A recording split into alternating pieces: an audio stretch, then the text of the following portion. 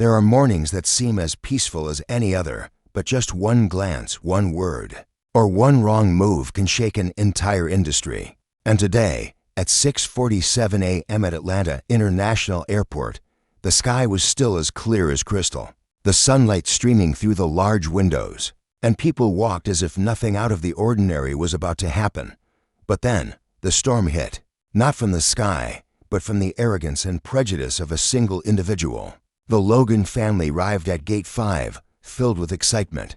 They weren't the ones standing out in the crowd. No bodyguards, no flashing lights, no one holding trophies or wearing flashy designer clothes. But there was one thing that was clearly visible on their faces: calmness and dignity. Jordan Logan, a black man in his 40s, tall and composed with the demeanor of someone who had experienced much, was pulling a silver gray suitcase behind him. In his hand, he held a first-class ticket, booked 3 months in advance. He spoke little, but each look and each step he took carried weight. Next to him was his wife, Logan, a woman with a gentle smile and intelligent eyes. She wore a crisp white blouse, and a teal silk scarf fluttered softly in the air-conditioned breeze. Her hand was tightly holding their daughter Maya's hand. Maya, 8 years old, with large round eyes and her hair braided on both sides, clutched a birthday gift wrapped in shiny gold paper. Their eldest son, Caleb, 13 years old, had a demeanor as composed as his father's, wearing headphones, but his eyes still took in every detail of his surroundings. On his back was a backpack containing a few favorite books and a handwritten letter for his grandmother. Today was Grandma Lucille Logan's 90th birthday, a woman the whole family greatly respected. This flight would take them to New York, where the whole family was waiting to reunite, where hugs, laughter, and memories were waiting to be rekindled. At Gate 5, airline staff had started calling the business class passengers. Everything seemed normal.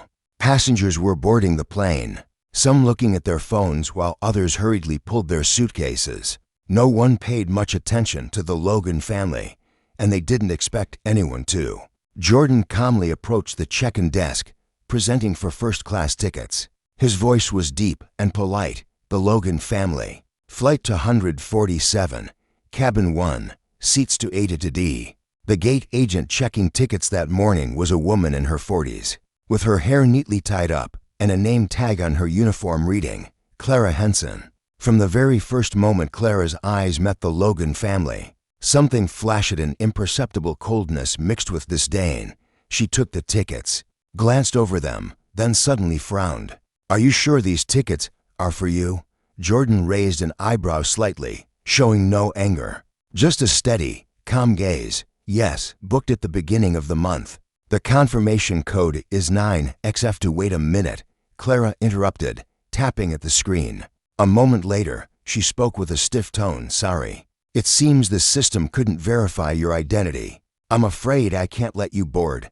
Elena held Maya's hand tighter. Caleb furrowed his brow. The air froze for a moment in a suffocating stillness. Jordan asked again, still calm, "Do you need any other documents?" "Here's the passport," and the boarding pass was confirmed at check-in at 6:15. Clara gave a quick glance and said, without looking closely, "No need. But it seems there's an error. Please have the family wait outside until we verify things." A white couple standing behind them glanced over briefly, then quietly walked away. An elderly woman nearby shook her head, but no one spoke up. Jordan slowly put the documents back in his jacket pocket, his eyes scanning the area. No anger, no strong reactions, but his ice eyes that had been through moments of doubt. Eyes that had been surrounded by prejudice sequentially absorbed every detail. He stepped back a few paces, calmly took out his phone, unlocked the screen, and dialed a number. He said nothing, no smile, no special expression, just holding the phone to his ear for 7 seconds, then hung up. No one knew who he had called. No one knew what was coming. But one thing was clear: a ripple had just been set in motion. Clara smirked, as if she held the upper hand. "I think you should be patient. Sometimes some seats just aren't meant for everyone." Her words, light as they seemed, fell into the air like a knife slicing through what had been calm. Elena bent down to adjust Maya's scarf and whispered, "It's okay, sweetheart. Just a little hiccup.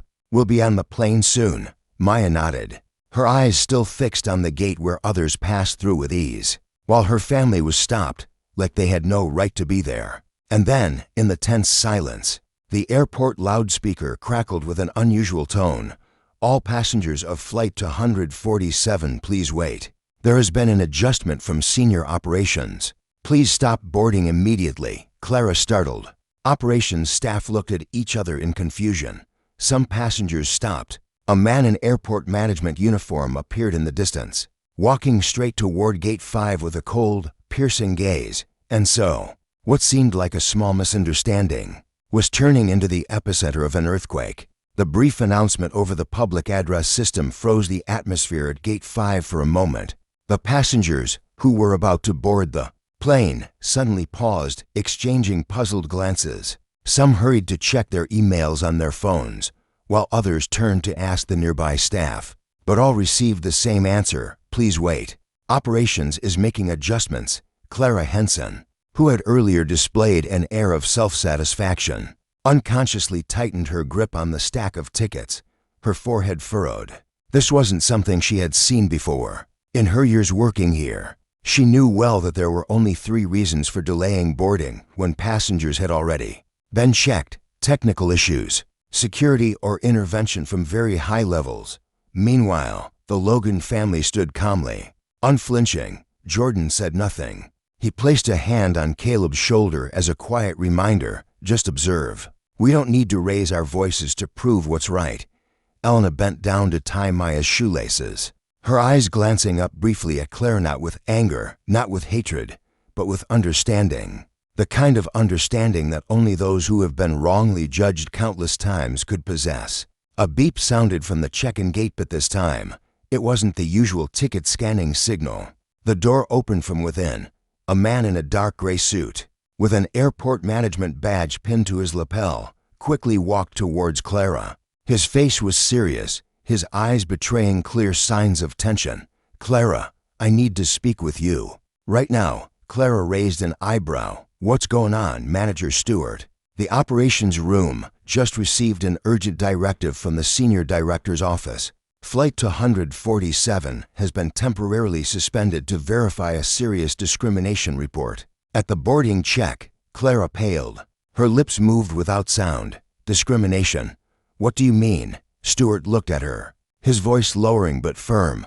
"I don't want to jump to conclusions, but based on the system's logs, surveillance footage, and an internal urgent call just now, all eyes are on this area, and specifically on your decision regarding Mr.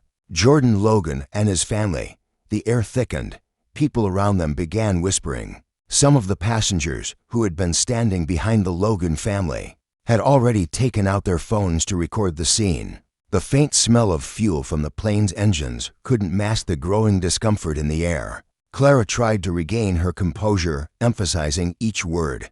"I was following protocol. The system didn't verify their names. I can't let anyone board the plane without clear verification." Stewart stared at her coldly. "I just checked. The Logan family's information is not only complete, but also tagged with the highest priority. Their payment account shows signs of belonging to an executive-level customer group. And more importantly, Mr. Jordan Logan's call was routed through the urgent line." Clara took a step back. Her gaze wavered.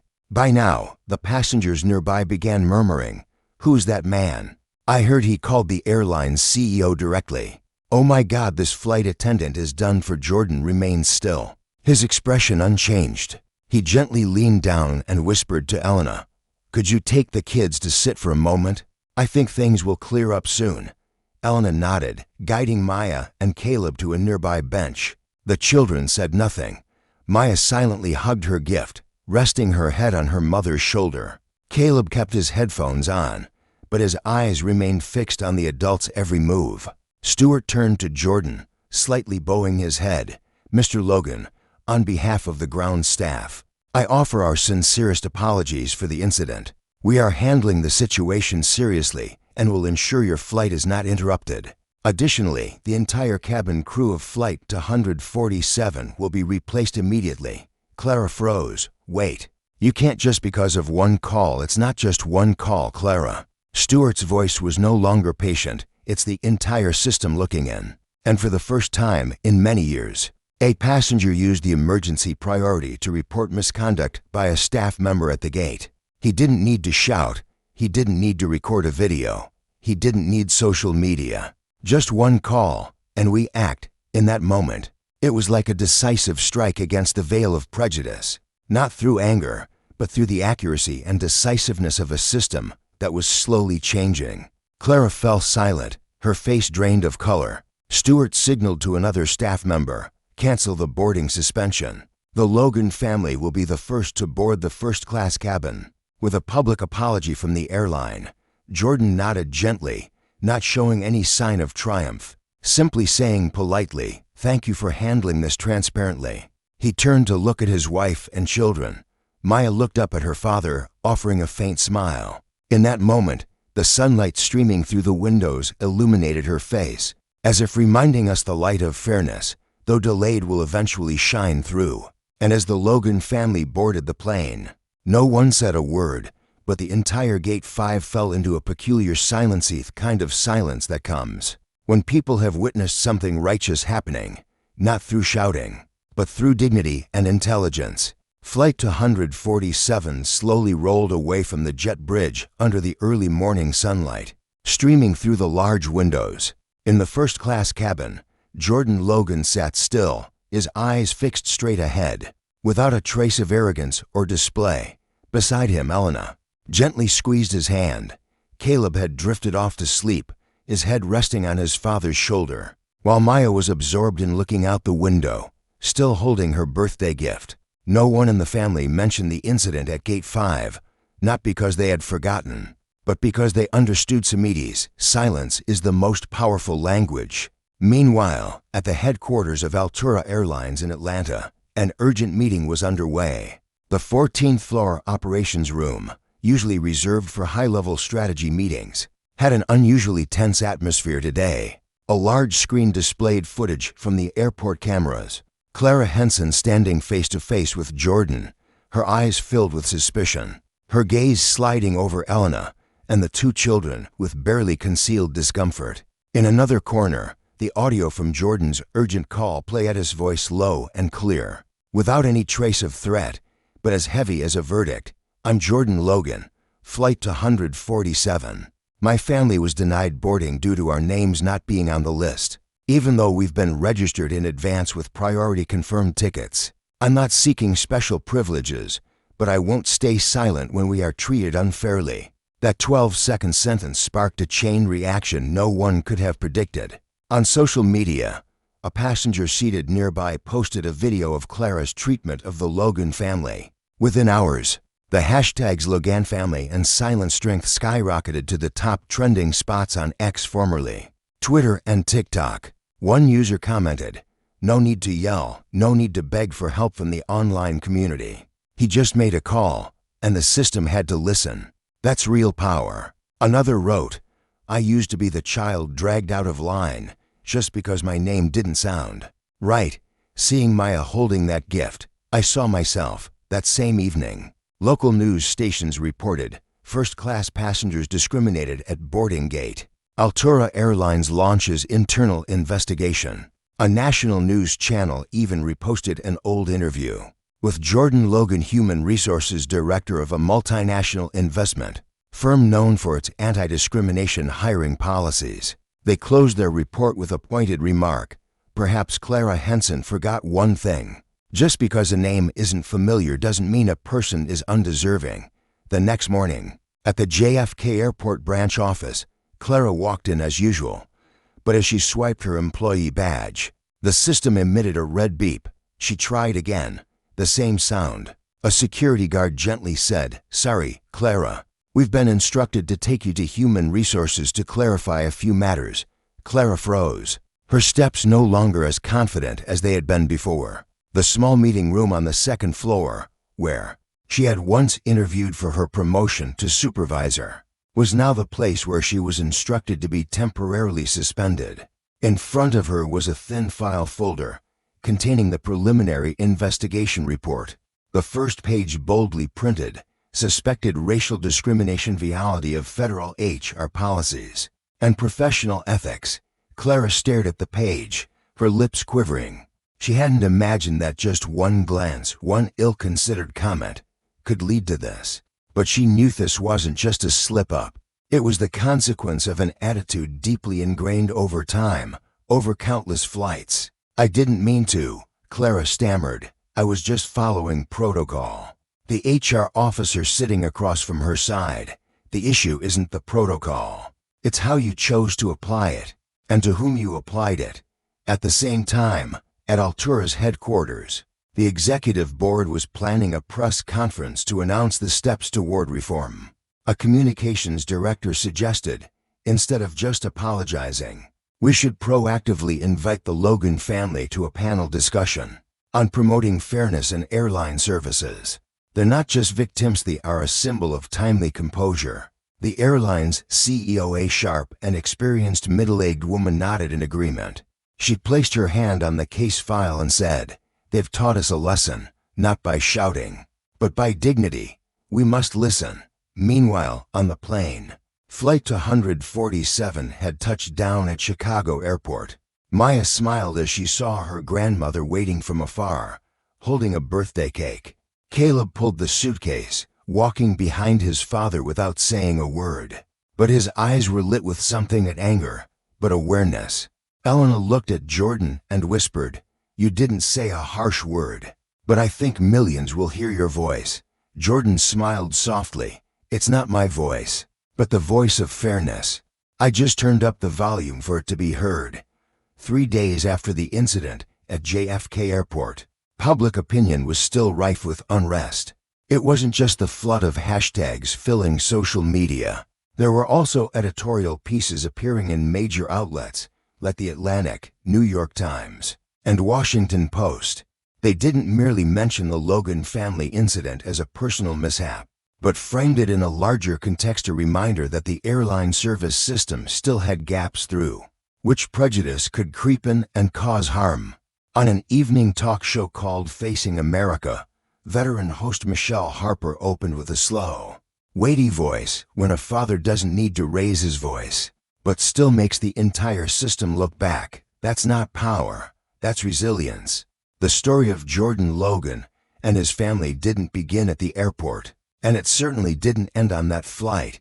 At the same time, in the small living room at Jordan's grandmother's house in Chicago, the Logan family gathered around the television. Maya sat between her parents, her eyes wide when she saw herself holding the birthday gift appear on the screen. "Daddy," she whispered. "Am I famous?" Jordan smiled, gently ruffling his daughter's hair. "No, Maya, you're not famous, but you've reminded a lot of people that everyone deserves respect." Eleanor rested her head on her husband's shoulder, whispering, "We didn't seek this, but it came as a necessity." At Altura Airlines headquarters, all eyes were fixed on a closed room. Inside, the airline's CEO, Meredith Quinn, was preparing for a rare public broadcast with her legal and communications advisors. This was the first time in her 10 years in the role that she decided to speak directly to the public. Without a press release, without a spokesperson, the camera was ready. The signal light turned on the company's live stream. Over 1.2 million people had already tuned in, and Meredith's voice rang out. Calm and unadorned, "I'm Meredith Quinn, CEO of Altura Airlines. Today, I'm not speaking as a leader, but as a mother, a citizen, and someone who made the mistake of believing that processes alone could prevent injustice. I want to extend my sincerest apology to the Logan family, Jordan, Elena, Caleb, and Maya, for an incident that should never have happened. We were wrong, not because of one individual, but because of a system that wasn't alert enough to detect when prejudice silently crept into our procedures. We're not only suspending the involved employee, we're undergoing a complete overhaul of our training programs, reviewing our policies, and inviting experts on social justice to directly consult with our entire team. And most importantly, want to listen." After the broadcast, an airline spokesperson reached out to Jordan Logan, expressing interest in arranging a meeting and even inviting him to speak at an internal forum about fair service and customer-centered care. Jordan listened, but didn't respond immediately. He spent the entire afternoon walking in the park with his wife. Elena said, "You have the right to refuse. You don't owe them anything." Jordan paused for a moment before replying, "I know. But if we stay silent, how is that any different from those who turned away when I was a child standing in line at security?" Just because I didn't seem right, Elena looked at him with her usual gentle gaze. "Then this time, you speak. But speak in your own way." 2 days later, at Altura Airlines' main conference hall, typically used for shareholder meetings, an open dialogue session was held. Broadcasted live to all global branches. On stage, there was no elaborate setup, just a single chair, a microphone, and a man in a simple white shirt stepping into the spotlight. Jordan Logan stood there, composed. Each word he spoke wasn't loud, but as clear as a calm stream. "I didn't come here to criticize an individual or an airline. I'm here because my son Caleb asked me, 'Daddy, why do people look at me like I shouldn't be there?' And I can't let him grow up with a question like that. Discrimination isn't always violent. It can be in a slight frown, a glance, a seemingly innocent question. 'Are you sure this is your ticket?' But it leaves a deeper scar than any wound. I'm not demanding respect because of my title or my status. I demand respect as a human being, as a husband, a father, a citizen at more, not less." When Jordan paused, the room went silent for a few seconds before a soft round of applause broke out, not thunderous, but heartfelt, sincere claps. After the speech, Meredith Quinn stepped onto the stage, handing Jordan an action plan titled Altura Equity Pathway, which included a commitment to establish an internal fairness oversight department, conduct in-depth training on bias awareness, and create a scholarship fund named the Maya Initiative aimed at supporting the education of minority children who had faced social injustice. And the most surprising thing came from Jordan. He didn't accept consulting fees, nor did he ask the airline to use his family's image for public image repair. Instead, he simply said one sentence: "Next time, when a family like mine walks through the airport gate, they shouldn't have to prepare for a second check just because they look different from the majority."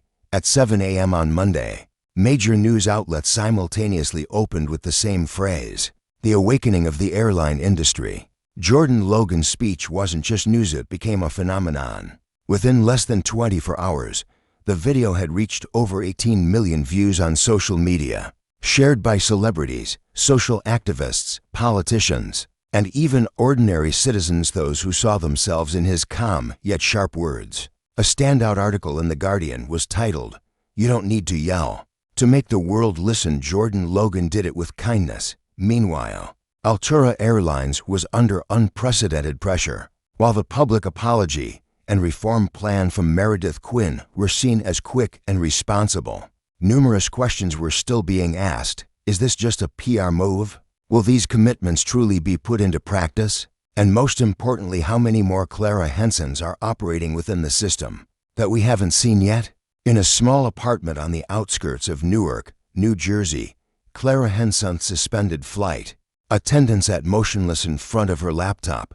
Her face was haggard, her hair hastily tied up, and on the desk lay a pile of unread mails. Among them were hundreds of angry, threatening, and mocking messages, but there were also a few shorter, colder lines. "I once respected you, but now I'm ashamed to have worked with someone like you. If this is how you treat a family, you shouldn't be on any flight." Clara had turned off her devices for 3 days after the incident exploded. She hadn't read the news, hadn't gone online, and hadn't answered her phone. But last night, a message from an old law school friend, a civil rights attorney, made her snap back to reality. "Clara, I'm not here to accuse you, but if you really want to start over, start by not running away." Clara looked at herself in the mirror. She didn't recognize herself anymore. The next day, she met with the flight attendants union representative, asking to submit her personal statement to a lawyer. People looked at her with skepticism. Some nodded, others avoided her gaze. "I'm not here to defend myself," Clara said, her voice trembling but firm. "I'm here to tell the truth, not to salvage my image, but because I can't live with myself if I keep staying silent." In her statement, Clara admitted, "I saw them walk in. Looking different, I reacted instinctively. A terrible instinct formed over the years of being fed the invisible standards that the airline industry still uses to identify suspicious passengers. I was wrong. Not only wrong for my actions, but wrong for never questioning what I was taught. I thought I was a good person. But true kindness isn't how you treat people you know. It's how you respond to people you've never understood. I wasn't kind. The news of Clara Henson's internal confession leaked out. Several media outlets ran headlines. Controversial flight attendant speaks out. I'm not hiding anymore. Public opinion was polarized. Some called for forgiveness, while others believed it was a delayed move to avoid permanent dismissal. On social media, a post from Jordan Logan appeared unexpectedly. I don't know what made Clara Henson change. Maybe it's the public pressure. Maybe it's her conscience. But if that confession is relevant, it's the first important step. Forgiveness isn't silence in the face of wrongdoing. It's an invitation for others to step out of the shadow of prejudice and learn to see each other with the eyes of humanity. The post received nearly 2 million likes within 6 hours. At the same time, Altura Airlines' Senior Human Resources Department convened an emergency meeting to decide Clara Henson's fate. Firing her was the obvious choice, but a board member, after reading the statement and Jordan Logan's response, proposed something that silenced the room. We need someone who dares to relearn from the beginning. Someone who dares to stand up and say, I was wrong, and I want to fix it. If Clara Henson is willing to return, not as a flight attendant, but as an intern at our new training center where we rebuild from the ground up, I propose we give her a chance. The room fell silent. Some exchanged surprised looks. 3 days later, Clara walked into a new Altura building, the Awareness and Fairness Training Center. On her chest was an intern badge with no title. No one greeted her with flowers or applause, but she wasn't there to receive applause. She was there to listen to what she had never listened to before. In the classroom, an Asian coach, who had been repeatedly denied promotions, stepped to the board and said, Lesson 1, we'll learn how to remove the invisible glasses, called prejudice. Those who dare to take them off will see humanity more clearly than ever. Clara bowed her head. Picking up a notebook, on the first page, she wrote, My first day. Not to restart my old job, but to learn how to become a new person. On Friday afternoon, the sky over New York was covered with a thin, mist-like cloud, and the gentle light filtered down onto the headquarters of Altura Airlines in Midtown Manhattan. Media outlets, reporters, and journalists had gathered early. Microphones, cameras, and lenses of all sizes pointed at a simple wooden podium placed in the center of the main lobby, a place where just 2 days ago, CEO Meredith Quinn had announced a comprehensive industry-wide overhaul. But today, she was not the one to speak. Instead, all eyes in the room turned toward a man walking up to the podium slow but steadily, in a simple charcoal gray suit, with a calm gaze and a gentle smile. Jordan Logan appeared with the presence not of an angry man, but of one who understood. Behind him, Maya and Caleb sat quietly. Maya wore an elegant white dress, her hair neatly styled. Caleb sat beside her, holding his mother's hand tightly, his eyes wide as if trying to capture every moment. Jordan did not hold a manuscript. He simply stood there, looking directly into the camera. I'm not here to demand punishment. I'm here to sow hope. No one said a word. The clicking of cameras abruptly stopped, as if the entire room was holding its breath. Over the past 10 days, I've received thousands of messages. Some were crying, some were angry. Some asked me how to face the discrimination they had also endured. I don't have answers to all their questions, but I have a story. He turned to look at Maya, then at Caleb. His gaze was like a quiet reassurance. That day, my son had something very basic taken from him, a sense of belonging. Not because he did anything wrong, but simply because he was himself a black child, dressed simply, sitting in a place that others thought wasn't meant for him. He paused, his voice lowered, becoming deeper and heavier. We've built so many layers in society just to identify who's suitable. But the question is, suitable according to whose standards? The entire room seemed to hold still in that silence. Then he lifted his head, his voice firm, We're not asking for retaliation. We're simply asking for a system brave enough to look at itself. And today, I can say that, at least for the first step, Altura has listened. After the speech, in a small room backstage, a private meeting took place between the Logan family and the airline's top executives. No microphones, no press, just people facing each other. Meredith Quinn stepped up to Maya, not with the coldness of a CEO, but with the humility of someone learning how to be human again. I know, no words can undo what you and your son went through, but if you'll allow us, we'd like to offer your family an apology not with words, but with action.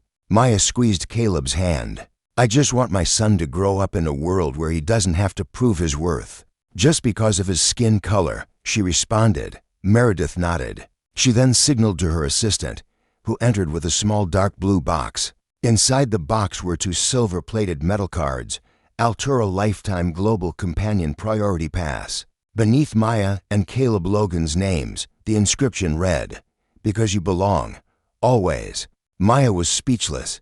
Caleb looked at his card, his eyes filled with both curiosity and emotion. For him, perhaps the significance of the card wasn't in the privilege it granted, but in the feeling of being acknowledged.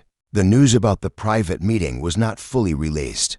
Only a few photos were published showing Jordan shaking hands with Meredith Quinn, one of Maya hugging Caleb in a moment of quiet emotion, and another showing the 2 cards alongside a quote, "Not all wounds are visible, but healing always starts with action."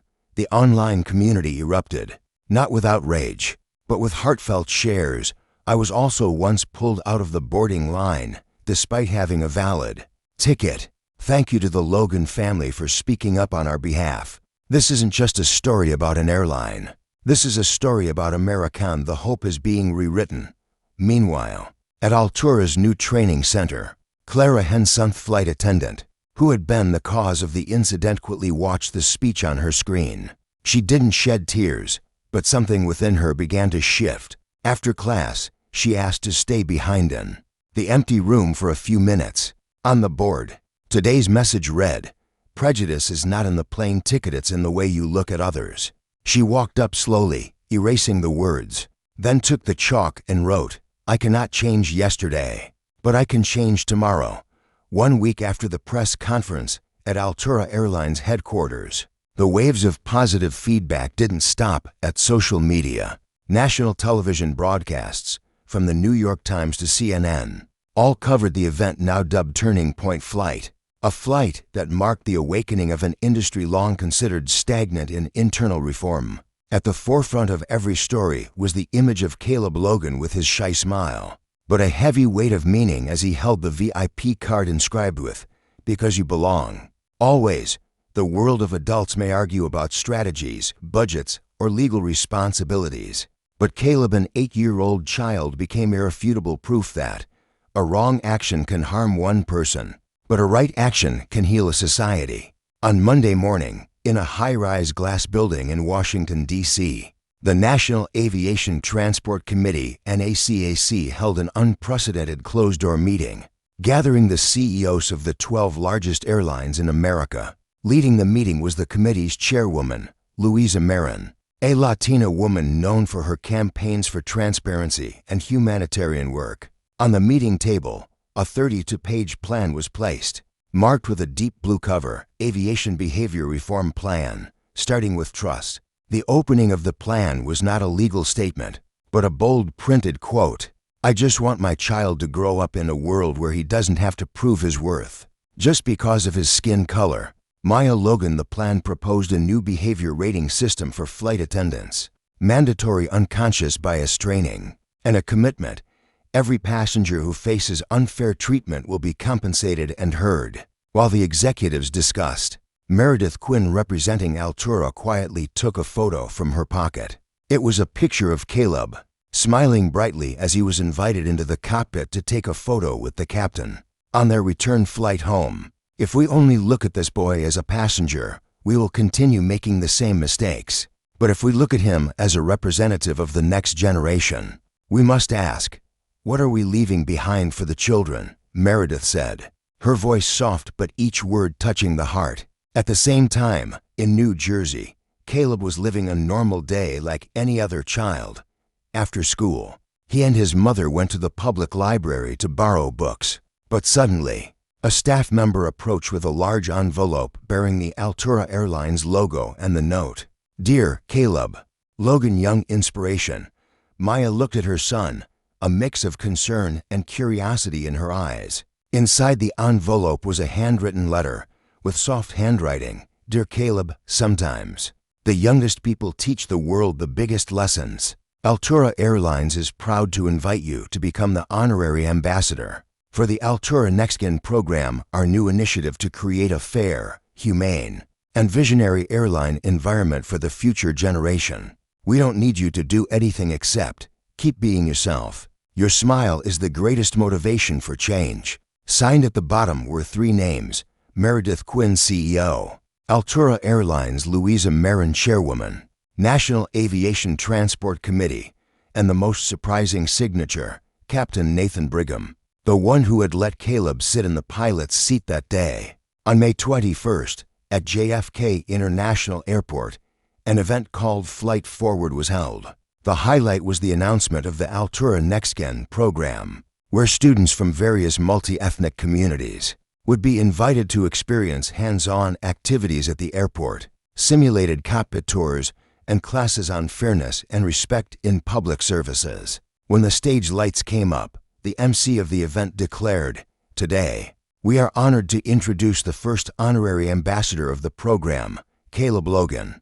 The boy stepped forward, slightly hesitant, but cheered on by a thunderous round of applause. He didn't give a long speech. He simply said, "I hope, one day, all kids can sit in the front seat, just by being good people without needing to look like anyone else." In the audience, Maya's eyes welled with tears. Jordan gently squeezed his wife's hand. Meredith Quinn bowed her head, her eyes full of pride. And in the third row, Clara Henson, as an honorary trainee undergoing retraining, clapped nonstop. After the event, a special photo spread across social media. Caleb standing between the pilots, holding a board with the inscription, "You don't need to look a certain way to belong up here." The photo had no filter, no special effects, but it was the only photo that day that touched the hearts of millions. A week after the Flight Forward event at JFK International Airport, public opinion was no longer a fleeting fire. It had become a slow-burning but persistent spark, reaching the consciousness of millions of Americans, especially those who had once remained silent in the face of injustice, but now began to ask themselves, "What have I done? And what can I do?" The following week, the famous television program Voices of Tomorrow aired a special episode titled The Caleb Moment. The host, veteran journalist Dana Holloway, known for her thoughtful approach that always left audiences reflecting, began the program with an unreleased clip. The footage from a passenger's camera showed Caleb being pulled from his first-class seat, the stunned look on his face, his small hands gripping the seatbelt in a reflexive defense. There were no cries, no shouting, just the silence of a child being misunderstood in a world too loud with prejudice. When the clip ended, the camera turned to Dana. She looked directly into the lens and said, "No child should ever be seen as a threat, simply because of their skin color. No seat is more valuable than human dignity." And today, we are not talking about a media event. We are talking about who we are. The first guest to enter the frame was Elijah Ramsey, a middle-aged white passenger, only one who intervened that day by asking the flight attendant, "Did the boy do something wrong to be removed from his seat?" Elijah, a history teacher from Boston, shared in a deep, calm voice, "I didn't do anything monumental. I just asked a question. But what haunts me is, for many years, I didn't ask anything. I saw my black students labeled as troublemakers. I saw them being watched more closely, and I remained silent. Caleb woke me up." Elijah's story quickly spread among educators. A nationwide campaign named Ask the Right Question was launched, urging teachers across the country to reconsider, were they unconsciously reinforcing prejudice in their classrooms? The second guest was Janelle Rowe, a veteran flight attendant for a small airline in Colorado, who had written a heartfelt letter to Altura Airlines on the night of the incident. In the program, Janelle didn't shy away from emotion. She admitted that she had been trained to look for signs of abnormal behavior, but was never taught that differences were not a danger. We were taught to identify suspicious people, but never how to recognize that we ourselves might be the source of discrimination. I cried when I read about Caleb because I realized if I had been there that day, I too might have stayed silent, and that was worse than making a mistake. Following her statement, the National Flight Attendants Association issued an urgent announcement. They would be changing their training programs, adding mandatory lessons on internal bias reflection. The third voice on the program came from an unexpected figure, Clara Henson, the former flight attendant who had ordered Caleb to leave his seat. In the soft lighting of the studio, Clara no longer appeared as the proud woman she once was. She wore a light gray shirt, no heavy makeup, her eyes darkened as if from many sleepless nights. "I'm not here to be forgiven. I'm here to face it." Clara recounted the feeling of being sure she was right in that moment, and the shock when she realized she had judged an entire person just by a hoodie. "I used to think I wasn't prejudiced. I have friends of all races, but I acted like a guardian of privileged space and I didn't even realize it." She broke down when she spoke about receiving a letter from Caleb's mother not blaming her.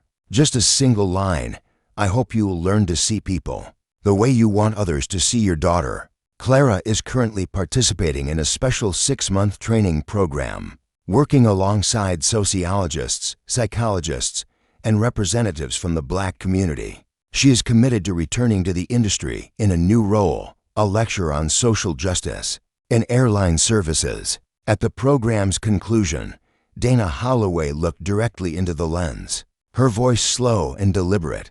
"There are wounds that only time can heal, but there are changes that only begin when we accept to shed the cloak of superficial righteousness and look at ourselves raw, vulnerable, and in need of learning how to be human again." She paused and then added, "Caleb didn't change the airline industry. He simply reminded us we had forgotten what really matters." The program ended with a quiet instrumental piano gently accompanying images of multi-ethnic passengers boarding a flight, no one being stopped, no suspicious glances, only respect and belief. Washington, D.C., a late afternoon sky, clear without a cloud in sight. The National Conference on Racial Justice in Public Spaces was held at the National Civil Rights Center, attracting over 3,000 attendees from leaders in various service industries, nonprofit organizations, to social activists and media representatives.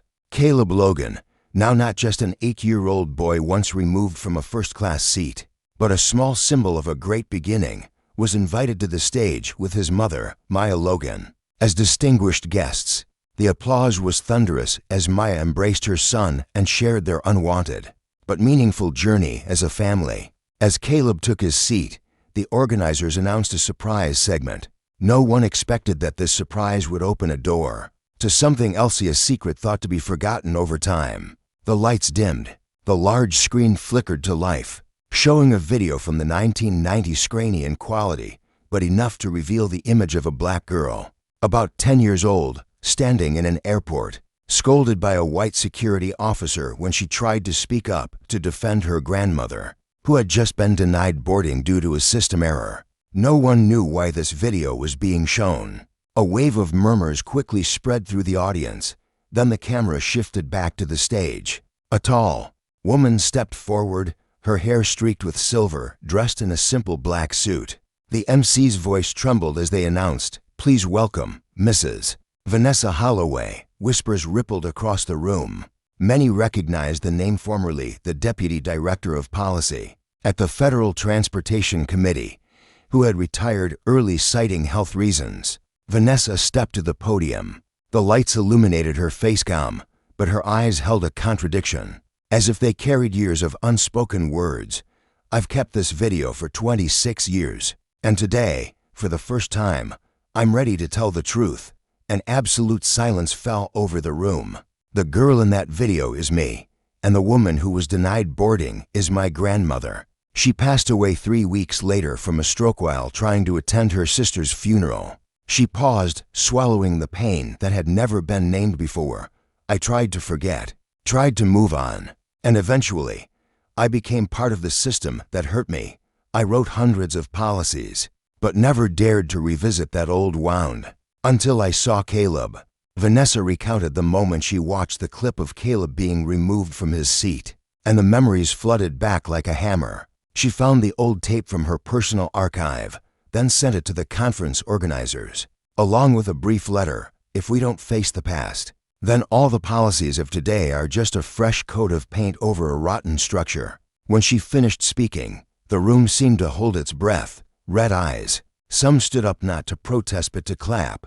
The first applause came from Maya, the second from Caleb, and then the whole room stood up. A round of applause that lasted more than a minute, not because anyone was perfect, but because someone dared to be honest. After the speech, Vanessa didn't return to her seat of honor. She walked down the stage, approached Maya and Caleb, and gently bowed her head. "Thank you both for making me find myself again." Maya embraced here, a wordless hug between 3 generations of Black people who had lost their voice. At that very moment, a decision was announced by the chairman of the National Transportation Committee, Mrs. Louisa Marin, who was also present at the conference. We will officially establish an independent agency called the Vanessa Initiative, where any passenger can send feedback, file complaints, and request ethical reviews of transport employees without censorship, without intermediaries. There was a pause for a second, then an explosion of applause. No one thought that an 8-year-old boy could do this, but now people understood. Caleb was just the catalyst. The real source of change lay in buried memories, suppressed tears, and voices once silenced. That evening, in a small hotel room in D.C., Caleb sat on the floor, his eyes fixed on the toy airplane. Maya sat next to him, still overwhelmed with emotion. "Mom," Caleb whispered, "was Vanessa once like me?" Maya smiled, her eyes wet. "Yes, and you helped her make it right. That's something only a pure heart like yours could do." Outside the window, the city lights twinkled, a world still needing much change. But tonight, at least, it had begun to change from the inside. 3 weeks after the National Civil Rights Conference, America witnessed an unprecedented event in the history of the airline industry. The U.S. Department of Transportation officially launched the Seat Me campaign, a comprehensive reform program aimed at how passengers, especially minorities and children, are treated on flights. And the face chosen to represent the initiative was none other than Caleb Logan. The 8-year-old buoyant kicked off a first-class seat because of his skin color, was now sitting in a congressional hearing room, in front of hundreds of reporters and the heads of the transportation industry, wearing a perfectly fitted gray suit, round glasses, and an unusually calm gaze. Caleb sat among senators, retired generals, lawmakers, and regulators, and then he spoke, simply. "I just want to sit in my seat, and I don't want any other kid to have to stand up from their seat just because someone doesn't like their skin color." No fancy words, no prepared speech, just a child stating what adults sometimes forget: the right to exist. On social media, the hashtag #SeamSeat spread like wildfire. More than 50 million shares within 24 hours. Major airlines began announcing their personnel training overhaul plans and creating new positions called ethical observers on long-haul flights. Airports such as JFK, LAX, and O'Hare started setting up independent complaint desks named Caleb, where any passenger could share their story without fear of being dismissed or ignored. And the biggest surprise, Caleb was invited to be an honorary advisor for the Fairness from the First Seat educational program, a collaboration between the Department of Education and over 2,000 schools nationwide. No one forced him. No one exploited his image. Everything was done under the one condition that his mother, Maya Logan, had set: Caleb will not become an icon for admiration. My son will be a reminder that justice does not come from fame, but from the honesty in every small action. A month later, at Lincoln Elementary School, where Caleb studied, a special ceremony was held. All the students and teachers gathered in the auditorium to witness the event. The school's library was renamed the Caleb Logan Learning Room. The principal, in a heartfelt speech, said, "We do not honor Caleb for what he endured. We honor him for how he responded to it, not with anger, but with wisdom and resolve." A small portrait of Caleb was hung next to images of civil rights leaders for comparison. But as a reminder, every journey of change begins with an ordinary person who dares to say no. That evening, when national television aired the entire journey, a short clip was repeated many times. The moment Caleb held the hand of an elderly white passenger who had spoken up to defend him that day and walked out of the airport together. CNN called it a silent revolution with a handhold, a revolution without guns, just a handshake. Caleb didn't change the world, but the world is so arrogant and busy paused to listen to a child. That was the true victory. A year later, Caleb and his mother decided to step back. Declining all talk show invitations, books, documentaries, they chose to return to a normal life. Caleb played with Legos, learned piano, and competed in district-level math competitions. Maya continued teaching, just as she had for the past 10 years. But every April, a handwritten letter from the Logan family was still sent to major airlines, just one sentence. "Have you listened to your passengers?" It was a gentle reminder, but profound.